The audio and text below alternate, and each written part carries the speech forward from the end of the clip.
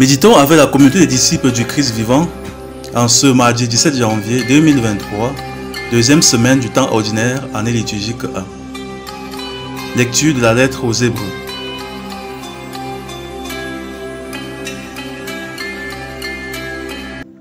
Frères, Dieu n'est pas injuste.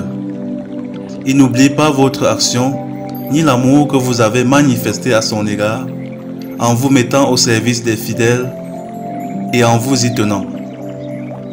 Notre désir est que chacun d'entre vous manifeste le même empressement jusqu'à la fin, pour que votre espérance se réalise pleinement. Ne devenez pas paresseux.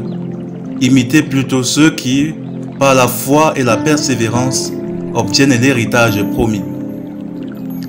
Quand Dieu fit la promesse à Abraham, comme il ne pouvait prêter serment par quelqu'un de plus grand que lui, il prêta serment par lui-même et dit : « Je te comblerai des bénédictions et je multiplierai ta descendance. » Et ainsi, par sa persévérance, Abraham a obtenu ce que Dieu lui avait promis.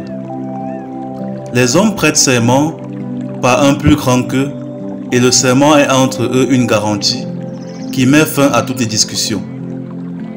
Dieu a donc pris le moyen du serment quand il a voulu montrer aux héritiers de la promesse, de manière encore plus claire, que sa décision était irrévocable. Dieu s'est ainsi engagé doublement de façon irrévocable et il est impossible que Dieu ait menti. Cela nous encourage fortement, nous qui avons cherché refuge dans l'espérance qui nous était proposée et que nous avons saisie. Cette espérance, nous la tenons comme une ancre sûre et solide pour l'âme. Elle entre au-delà du rideau dans le sanctuaire où Jésus est entré pour nous en précurseur, lui qui est devenu grand prêtre de l'ordre de Melchisédek pour l'éternité. Parole du Seigneur.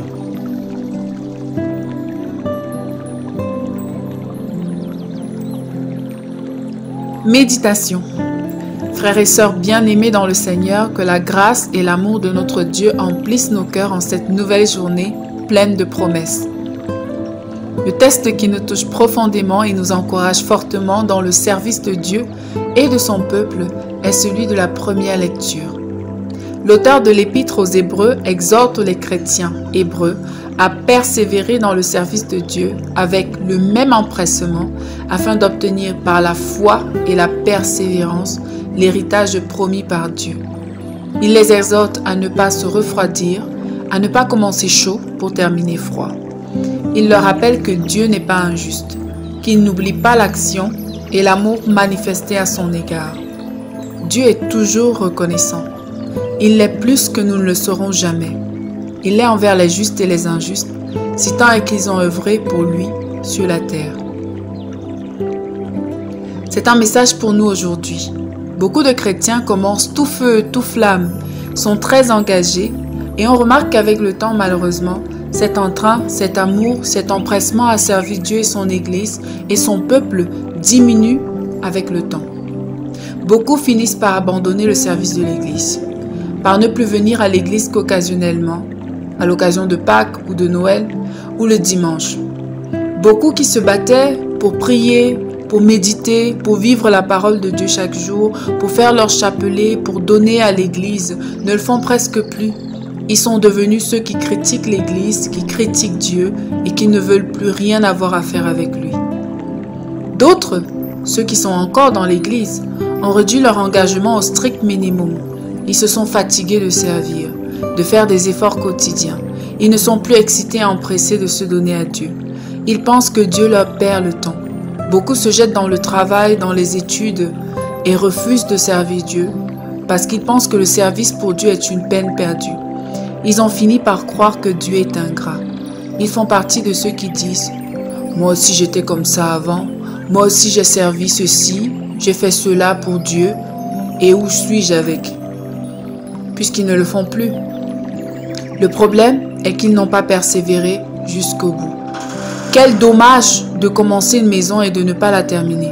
Quel dommage lorsqu'on voit une très belle bâtisse sans toit qui finalement tombe en ruine parce qu'on n'a pas voulu où on n'a pas pu la terminer.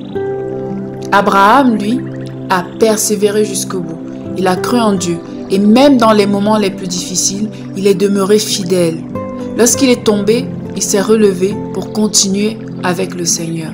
Il n'a pas développé des théories pour justifier un quelconque manque de foi, mais s'est donné totalement pour Dieu et le Seigneur l'a récompensé, lui et toute sa descendance après lui. Dieu n'est pas ingrat. Il veut terminer la belle bâtisse qu'il veut faire de nous. Aucun grand projet ne se réalise sans sacrifice, sans moment de désert. Nous devons donc persévérer jusqu'au bout. Au fond, tous ceux qui ont vraiment persévéré, qui ont vraiment servi le Seigneur, nous le voyons autour de nous, Dieu les a bénis abondamment. Il a béni leurs enfants, leurs petits-enfants, leur entourage. Dieu est très généreux, il est infiniment généreux. Il garde mémoire de son alliance avec nous et nous élève au moment où il l'a décidé. Mais serons-nous toujours dans sa vigne lorsque ce moment viendra? Persévérerons-nous jusqu'à la récolte? Si nous choisissons de vivre sans lui, de nous faire sans lui, nous ne manquons pas d'exemples autour de nous pour voir où ça va aboutir. Mais avec lui à nos côtés jusqu'à la fin, c'est le bonheur assuré. Ne nous décourageons pas. Même si nous ne voyons pas les fruits ou même les fleurs, au moment venu, la saison des pluies arrivera et le maïs germera et nous aurons notre très grande récolte. Prions. Seigneur, accorde-nous la grâce de persévérer dans l'amour, le service de ton peuple et de toi-même jusqu'au bout, jusqu'à la fin de nos vies. Intercession. Pour tous les chrétiens qui se sont refroidis et qui ont quitté l'Église, afin qu'ils reprennent espoir et reviennent dans le chant du Seigneur. Maman Marie, intercède pour nous. Exercice spirituel. Dans quel domaine de notre vie nous sommes-nous refroidis? Dans quel domaine devons-nous raviver la flamme? Faisons-le sans attendre. Et que loué soit Jésus-Christ à jamais dans nos vies.